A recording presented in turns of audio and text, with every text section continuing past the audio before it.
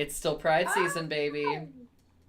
you got 4 more days of Pride season, and you're like, squeeze it in. Got 4 more days of this before I still keep doing it, but it's tired. Before we do it in July, mm. which is fun. Girl, are we on brand? Is that a Manhattan? And am I having an Oregon Pinot? Is it Oregon Pinot o'clock? Right the hell It down. is Oregon Pinot o'clock. Cheers to Joseph and all of our fans. Especially Joseph for that custom tote. Oh, girl, I need to bring on the tote. Not tonight. I have Wispies. Is that like Bring on the Men? Bring on the men. All right, so that was very anti-name. Anyways, so hi. Hi. How are you? Next question. You know what, Brooke? It's a little tough right now. I'll be honest. I'll be vulnerable on the dish. I had a pride wish, which was that the legislature would just stop, and you know what? They sure didn't. They were like, "Hey, you know what? We heard you. Next question." Yeah, right. They did not pick up my calls, and so I have another pride wish. While I can still sneak one in with like 4 days left, and that is for everyone. Just whether you're watching the show or not, I'm just gonna put it out into the universe. Do it. If you showed up to a pride, this is getting very threatening. I didn't mean it to look like that. If you showed up to a pride festival, if you have ever showed up to a pride festival, for as many people that you've talked to at the pride festival, I need you to go ahead and call your elected representatives. Amanda, this one's for you. I like that. I like Amanda, that. this one's for you because I can hear her saying this. You know, this is her common thing. She says, you know what? Call your legislators because they tally it. It counts. Doesn't matter if you're on an answering machine or an aide. Somebody's got to count it, and it contributes to, if nothing else, it annoys them. And at this point, I'll take that. I'll take the win. Yeah. Yeah. No, it makes a difference. It makes a difference. And I think when we don't stay civically engaged, the wheels of power win because that's the whole point. So when you talk to someone who goes, oh, it's all broken. That's a tool. Apathy is a tool, and it's a dangerous tool that's used by, the most powerful to make sure no one tries to go for their power. It's really easy. And I hear that a lot from people, especially in my family, in like my parents' generation. And they're like, well, they're all corrupt. And I'm like, oh, and it's sad to me because I'm also like, wow, like, what a bummer for you. Like, I get it. And everyone, when I was like 19 and 20 and working with a producer from MIT on transgender rights and, really just being approachable at 19, everyone's like, well, you'll get rid of this. When you're older, you won't be like this and you won't care. And I'm like, I won't care about transgender folks when what age does that care for community even when do I age out of hope? Well, actually, great question. I think I might be there, so stay tuned. Well, when do I age out of work and commitment to my community? Because that was just a joke. That was just a joke. Yeah, but it's real. No, that is real. You get disillusioned. It's exhausting. Yeah, you have to pace yourself definitely with working towards your survival, I guess. But no, like I think you actually age into it. I've seen with millennials and Gen Z, like there's a certain point where you age into civic engagement. Yeah. Because you grow up and you're like the default is that we have no power. And then for me, it's been a few different things like meeting an elected in person, right? Because like I'd never met one before. So of course it's kind of like the stereotypes that are born out about, well, not born out, but like the stereotypes that are held about the queer community. It's like, well, have you talked to queer people? Like, have you noticed that they're just people? Similar kind of thing. I'm not saying that I like all electeds, like, surely not, but I have met some really, like, engaged, caring people. Right. And also, like, I did a lot of protesting on the steps of the State House, but then one day I actually went inside, and I was like, oh, this is what it looks like in here, Now, lots of paintings of old white men, right? Like, it's not perfect. I would say a fair amount. Yeah. But also, for some reason, when you said the steps, I had on the steps of the palace and into the woods, like, I don't know why I was like on the steps of the palace, and I don't know why that was like in my head, but I just picture you like walking in and being like, oh. And I love it. Mary Tyler Moore with my like Yes. my train case, throwing my hat up in the air like I've made it, and then the security guards are like, take her down. It just tackled you like 5 guys. May as well, yeah. Anyway, this is not exactly what we're here to talk about, but it is right. Sort of related. Isn't there that security thing? Which security thing? That like you have to walk through at the State House. Oh yeah. Mm-hmm. It's kind of like PTSD. It's kind of like TSA when they shout problematic groin area at you. Yes, that's what it was. I saw it on someone a trans person's Instagram like last week, and it was like groin anomaly, but I couldn't remember what it was. That's it. Groin anomaly. Well, I'm sure they all say different things. Well, that's my stage name. Groin anomaly. I know. Keeping it light. Girl, do you want a fit check? Oh, girl, yo! Let's do a fit check. I was going to let myself kind of quietly slide under there, but I think we should let the truth be told, don't you? Fucking sing it from the shout from the rooftop, girl. Sing it from the rafters. Go tell it on the mountain. Okay. We'll workshop it. So I'm going to go ahead and show you what I have going on tonight, which is a sateen shirt dress with release pleats. And you know what? I'm leaning into my, this is an outfit you could wear from the boardroom directly to Club Diversity. I do love that. What did you call something pleats? What's that? Release pleats. So the great thing about release pleats is they nip the silhouette in the center of the dress. So you can kind of see where the pleats go in here and then they release back out. So you don't necessarily need a belt with such a garment, but I just like the extra sense of security. A garment? I just like to know that, what I'm putting in it is going to stay where I put it. I like it though, because I think honestly it gives you a more defined silhouette, because that's something for me that would ride up a little bit. Mm-hmm. You know what I mean? And you lose the point of the figure of the dress. Yeah, I mean it has to sit in the right point on your body. Like, yeah. I think we've all been there where you get a garment and the waistline does not sit at your natural waistline, and then like, what are we doing? Right. 100%. We're not doing gay rights, and if there's one thing I came here to do, it's gay rights. It's gay rights. Pause for the truth. Girl. 4 more days. 4 more days. Oh, it's like The Ring. And then it's just states' right. And then you just die. Hold on, I have to get Juno. Talk amongst yourselves. Oh, Juno. One of our many guest stars on the dish. We tried to get Joseph, but he wasn't available. Oh my goodness. The suspense is killing me. Oh.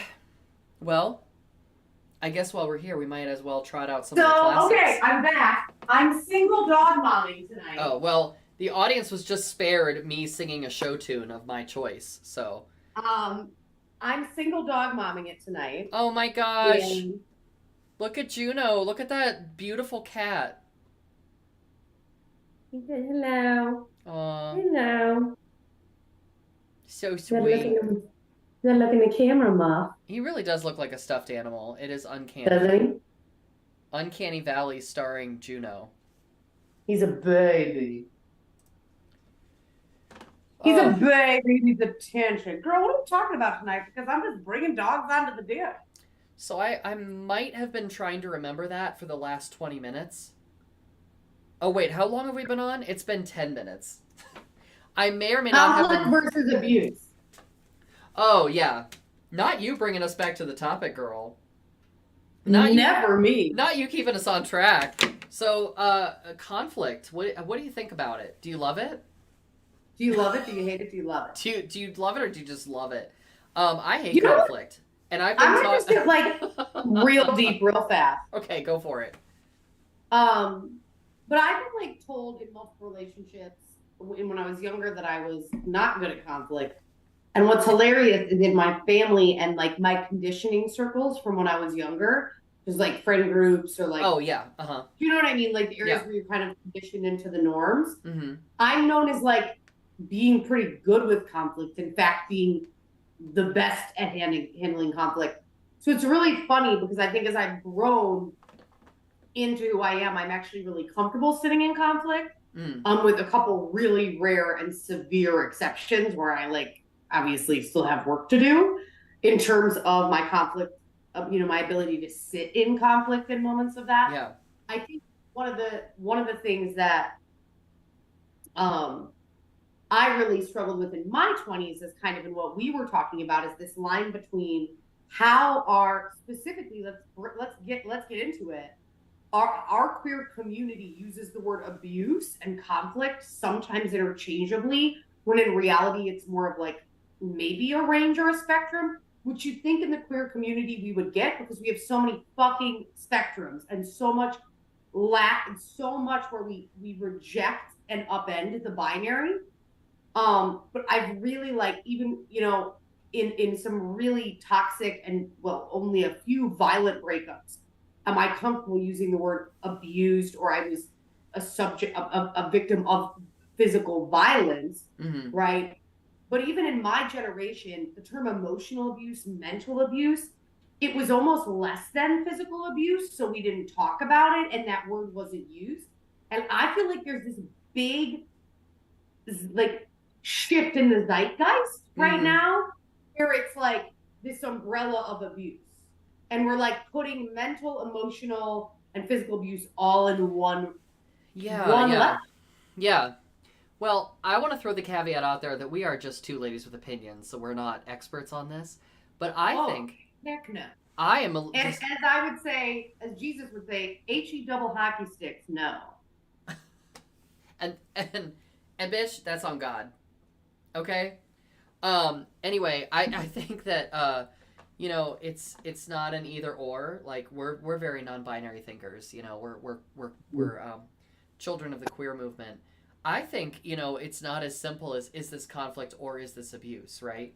Like the difficulty with this is that there's a question of harm in there. Like conflict is not necessarily does not necessarily produce harm, whereas I think abuse is sort of the willfully inflicting harm on another person. But like Yeah. it's sort of like rectangles and squares, right? Like I think abuse can be conflict can be abuse, but there's not a perfect intersection there, right?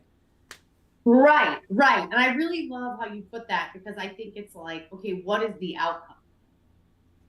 Yeah, Right? So like the effect. conflict can cause harm, Mm-hmm. right? Um, as well. It's like I've never heard the square rectangle thing. I've heard the Kleenex tissue thing. Oh, not all Like, tissues are Kleenex, but all Kleenex are tissues. yeah, Yeah, so yeah, you knew what I was talking about. You knew it. I took us back to geometry, and you were like marketing and communications. yeah, yeah. No, it's interesting because I think it is like I don't know what my generation when we were younger we would use for that, but like I remember being like, oh, like abuse was X. And it was a really strict definition. And what I'm really enjoying about the evolution of language is understanding abuse is a wider umbrella. I think we're missing some nuance in the conversation, and I don't think we're making the connection to conflict. Mm-hmm. Yeah, well, hey Anastasia, Anastasia's here. And Anastasia poses the very wonderful question: does the abuser have to have intent for it to be so? For the receiver, it's all the same. And I love that you brought intent into the conversation because I think that that's a really important piece of this, right? Brooke, you are wont to say, and I've learned from you in the course of facilitation, that intent does not negate impact. Would you care to extrapolate on that a little bit? Girl, when it comes out of your mouth, no. I always use the example, right? Like I hit my car with your car and I go, oh my gosh, I'm so sorry, I didn't mean it. Does it fix your car? Right? I will say in that very oversimplified example, I think one of the challenges is when you harm another person mm-hmm. in any way, you are not harming an inanimate object. You're harming a person with a pile of baggage and experiences and conditioning and life lens and life chances and maybe trauma if Mm-hmm. they're over the age of 2. Right, Sometimes right. it's just always, right? Like We everyone like has to get them trauma, early right? with the trauma. Like Mm-hmm. everyone has trauma. When everyone's like, well, I just haven't really gone through anything. I'm like, oh no, I'm staying away from you because you surely have. And you're compartmentalizing. So no, but I think that's one of the challenges because when we harm someone or hurt someone, not physically, emotionally hurt someone or harm someone, and their reaction is way bigger than what we anticipated with our unintended harm. What is the responsibility of that individual to unpack the harm they did and to take accountability for the harm they created, while also not taking on the burden and the baggage of perhaps what has compounded that hurt? Mm-hmm. Yeah, and responsibility carries such a weight with it, but this reminds me of the ouch oops paradigm, where like in facilitation, this is sort of like a tool that can be used in like formal facilitation. That is, if someone experiences hurt or harm, then they should say ouch, and then the person that probably unwittingly caused the harm says oops, and then we have a moment where oopsie oops, that's our ouch oops. And you know it just provides a really codified way of acknowledging that there's a moment that we should probably process, and you don't have to Right. completely resolve it, but at the very least you're saying this thing happened and we might want to circle back to it later. And I think you could expand that into relationships in your life. And it's not necessarily like vocalizing the words ouch and oops, but it's kind of like, it can be frustrating if you unintentionally caused harm and someone else's response is to shut down and not want to talk about it for a certain amount of time or indefinitely, as the case might be. And then you have this frustration of like, well, I feel like I did something wrong, but I don't know what it is, and that frustrates me, right? Mm-hmm. Mm-hmm. Now, is Mm-hmm. that a responsibility of the person who was harmed to speak up? I don't think so. It's not a responsibility. Um, but I think there has to be space for a person to learn a higher level of sensitivity to the effects that their actions and their words are having. Because, like, generally speaking, without experience, people are not great at this. Right. It's like, look, you have the two paths, right? So if you, and this is out, I just want to point out, and I guess we go back to that question. It's not like malicious harm, right? This is unintended harm we're talking about. Mm-hmm. The person who was harmed has two paths, and they cannot share they were harmed if it's not known to the other person. Yeah. Or they can, and those two paths have two very different consequences and experiences, right? So it's like, oh my God, if you in 2 months say, I can't believe you said that, I was so hurt. It's like, but how would I have known, right? And then there's the other side of how could you not have known, right? And Right, it's like, right. That's where it gets into like the baggage of the interpersonal, which is why I don't really think, as I think about my experiences, both inflicting and, being afflicted by harm, I would say what I'm getting better at, which is really for some of my old conditioning relationships from younger days is actually harming those relationships, is I'm getting better at calling it out in the moment, Mm-hmm. or calling it in the moment in a way that's pretty rational and not like Beaker from the Muppets, which is how I used to communicate, where I'm just like, you know what I mean? Mm-hmm. But like what is the expiration date on sharing that you were harmed? Like, is this yogurt? Or is this McDonald's French fries, which never expire, for the record? They never get moldy. Like, what is the expiration? Why did you eat my fries? Said Marceline to her father. I don't know if you didn't watch Adventure Time, did you? No. Okay, it's a great show. It's a little dude centric, but it's still really sweet. Yeah, my ex really liked it, and I was like, I don't get it. Yeah. I don't. Yeah, I mean, I liked it. I watched Steven Universe, and I related to it more. But like, I do love Adventure Time. It took me a while. But anyway, so many thoughts are running through my head. This idea of intent is really interesting because I do think in a certain sense it matters, because if there is malicious intent, then to me it sort of drifts over into the realm of abuse. But here's the difficult thing: you don't really know all of the time what's going on in someone else's head, right? There's always two sides to a story. Right. I only have access to my own experience. And I think another point that came up when you were saying when you were speaking was like trauma and what people's experience from with conflict is in their own past. So like I grew up in a household where there was not open conflict, so feelings were kind of contained. They were sort of like, you know, if there was disagreement, it was not done out among the whole family. It was sort of like right. It would manifest in either passive aggressive ways or yeah, I mean, I think that was it. Your options were deal with it on your own or sort of like allow it to come out in sort of sideways passive aggressive ways. And so I think the net result of that is in my adult life, I have to work really hard to be more direct than is comfortable for me in my communication. Otherwise, if I think that something I say or do will lead to conflict, it will cause sort of an internal panic or a resistance. And then, you know, I'm just holding it in. It like feeds the resentment over time, and it's just not good stuff. And then if I am speaking to someone who is really direct in their communication, they are comfortable with open conflict, then I shut down because it's like, oh no, we don't do that, you know? Oh, 100%. I'm like, this isn't the right time. Yeah. It's never the right time. Right. And then I feel actually threatened, right? Like I can deal with more conflict than I used to be able to, but if there is any kind of like elevated voice, like if there is yelling or there is any kind of like, you know, if anything is thrown, then I can't engage with that. You know, I just shut down. Bro, get in the chat. I don't think anyone can. When things are thrown, I'm out. Yeah. Then it goes to like fight, flight, or fawn response. Yeah.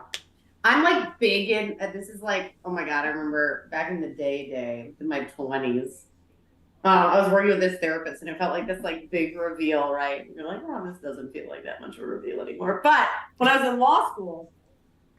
Did somebody say reveal? Yeah. Just kidding. Remove a pleat.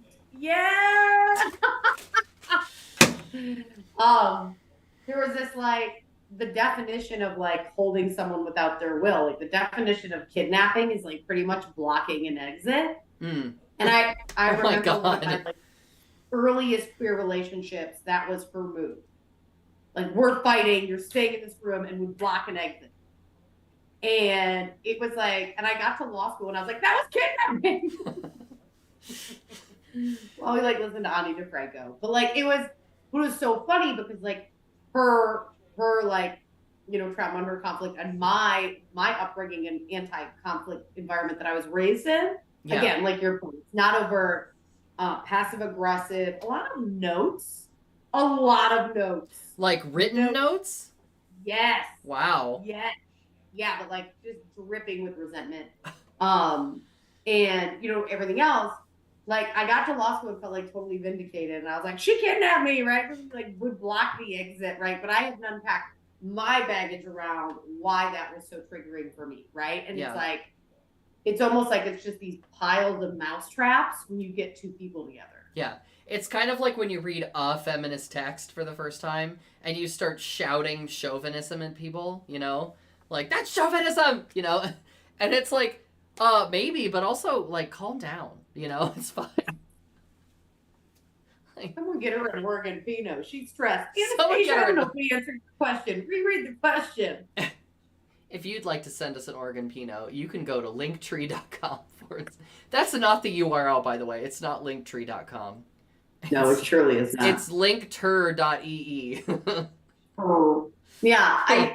I'm interested in that though, and I think like again, harm is relative. Like, you know, the emotional, it's subjective, mental. Yeah. Mm-hmm. It's so. Oh my God, it's so. And I'm one of those people, I'm just so present and I'm so in the moment in those moments of pain, Yeah. like, and I'm such a Scorpio about it. Well, this is why I want to unpack that a little bit further, first, I just wanted to add that like um this is why HR departments exist, you know? Um We are not. we're not why. Yeah, and not why we exist. Uh I think that in any when people are trying to do conflict resolution in their own relationships, there are no impartial parties, right? And so if you have an opportunity for mediation, like it's usually a good idea. I mean, Yeah. if it's a good mediator. But yeah, I mean, this is tough, and we all want to believe that we're impartial, but none of us are. How do you feel about the word abuser as a noun? Uh, how do I feel? Is in like, what are the connotations for me, or like, say more about feeling? What kind of feeling do you mean? Well, I just feel like I've seen this real shift in identity, from identity first to people first, right? In a lot of different areas of like language, right? So like instead of like a disabled person, a person with a disability, right? Is an example. Oh. And I'm seeing this absolute label as that's an abuser. Right. And I'm really struggling with that I don't know. An like, abuser. Yeah, well, I think it shuts down nuance. Yeah. Yeah, I think it and also recognizing there's just abusive assholes out there, and I'm like, is that the word we use? Maybe. I mean, I so this is a bit of like a deep dish thing, but like let's get into it, girl. Why not? When I first saw Inglourious Bastards, by Quentin Tarantino, first of all, it's like the revenge fantasy genre is always very difficult for me, and I am not of Jewish descent, so like my experience with it is always going to be different than someone who is watching it that has like firsthand experience with anti-Semitism. But I found it really hard for me because if we dehumanize people that seem monstrous, we remove the possibility that what we see in them from that history is also within us, right? So it's kind of like the same way there is something reductive about calling someone a racist, because we're putting that on someone else and we're not acknowledging the racism that exists within us. So I think it's the same kind of thing with abuser. It's like it's a reductive term. It reduces someone down to, oh, this is someone we can write off, you know?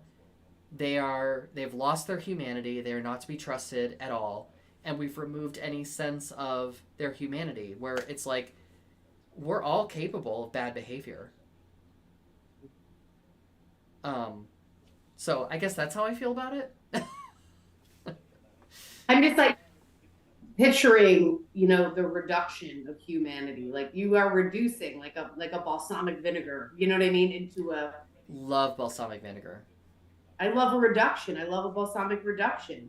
Mm-hmm. I don't love a people reduction. And I think that that word is really, you hit on it, right? And I think we have like really easy breezy boogeymen.